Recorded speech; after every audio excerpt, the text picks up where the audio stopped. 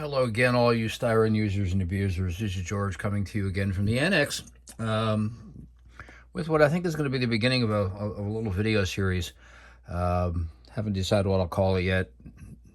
Maybe I'll put something in the title or something. But anyway, a couple weeks ago, or about a week or so ago, I posted a little slideshow or a number of photos of my NASCAR builds. All these builds were done in the 90s during what Carol and I referred to our Days of Thunder period, when we were avidly following NASCAR and attending numerous races a year.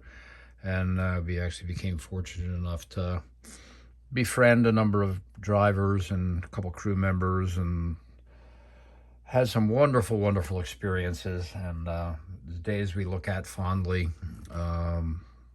It was a simpler time in NASCAR, and we missed it. But back then I was building a lot of NASCAR models, and these two were two of the monogram kits. And I'm starting, like I said, I'm going to do a video series. I posted photographs on the Lucas C. NASCAR Facebook page, and got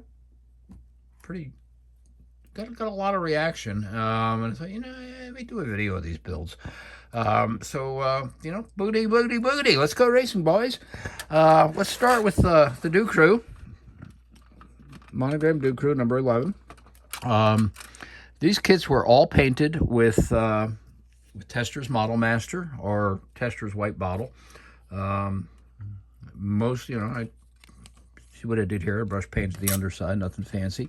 The Buick is, I don't know why I bothered. I actually put wires in there. You can barely see them. They go underneath the shields on the side of the valve covers. I'm glad I took this thing out of the case, because as you can see, it needs some repairs. I had a lot of fun building these kits. I actually had set up, I don't know, one of the YouTubers recently set up how to batch build models, and not this one, but a number of the other NASCAR kits, which I'll be sharing in future videos, were done like that, where there was so much similarity between these kits. They were basically identical. I would prep about 4 or 5 of them at a time and batch build them, paint all the chassis. The chassis were pretty much universally Dove Gray or something like that. These cool headers. I did a lot of detail painting. Didn't really add a lot of detail. Again, I was building to put on a shelf. But I'm looking now and I go, wow, I don't remember doing all the detail painting. I mean, I even picked out the suspension bushings in steel color, and so that's the Dew Crew Buick. I don't remember what year this was, late 80s sometime. Like I said, I got some repairs here to do. I'll probably take it upstairs and do that tonight. So that's the number 11. Next up is Daryl's Tide car. This car, this is a special build for me for a number of reasons. Number one, it's Daryl Waltrip car, and as you might have gathered, I kind of went through my NASCAR days. Really fans of a number of drivers, but Daryl was always kind of my guy. He was my favorite. Had the pleasure of meeting him on a number of occasions at his shop, and just, as entertaining as you could possibly be. This kit, again, was done from the monogram kit.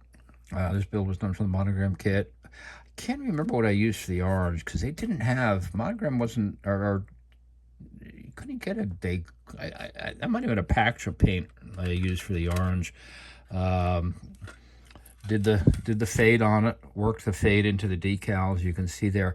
But what makes this build really special for me is that this is the only build I've ever done that was put on a table at a show at the Mid-Atlantic NNL at that time in Towson, Maryland, which happens to be where I live. It was put on the table at the Mid-Atlantic NNL at the Towson Armory, and it was photographed and ended up in the Scale Auto contest annual for that year. So it's the only build I've ever done that's been photographed and published. You know, generic NASCAR stuff, nothing crazy.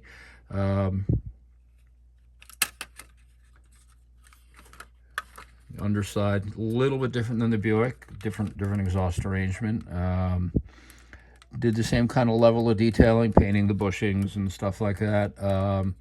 Comment on the tires. I'm trying to remember who made this tire mask that I used for these. I want to say it was Replicas and Miniatures. It was a little photo etched brass piece that I used well on pretty much all of my NASCAR builds from this period.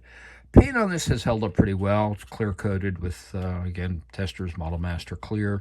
The white has faded, and just comment that this kit has pretty much been boxed up for most of the last 30 years, so it really hasn't been exposed to light. I think it's just the white paint aged. The only downside of this is I wish I had a second set of decals when I did this, so I could have doubled up on the 17 and maybe even on the Tide on the hood, because you can see the orange is kind of bleeding through the white. But that's the Tide Monte Carlo from Darrell Waltrip. Interesting, there's no driver's name on this. I remember the first time I saw this car race was in 1990 at Watkins Glen, and Cyril Vandermerve from South Africa was driving it, because Darrell had a wreck a few weeks before at the Firecracker 400 in Daytona, which is kind of Darrell's big wreck. Yeah, that's a couple of my Darrell Waltrip cars, and I'm gonna hope you enjoy seeing these builds. I'm going to do a few more. I don't know how many of these NASCAR builds I've done. Probably about 12 or 15. And I'll go through and I'll show you all. Bore the hell out of you. Yeah, so that's the Tide Monte Carlo, and there's the Duke Crew Buick, and both in need of a little repair, a little restoration, but aren't we all? So thanks for watching. Hope you enjoyed this, and boogity, boogity, boogity.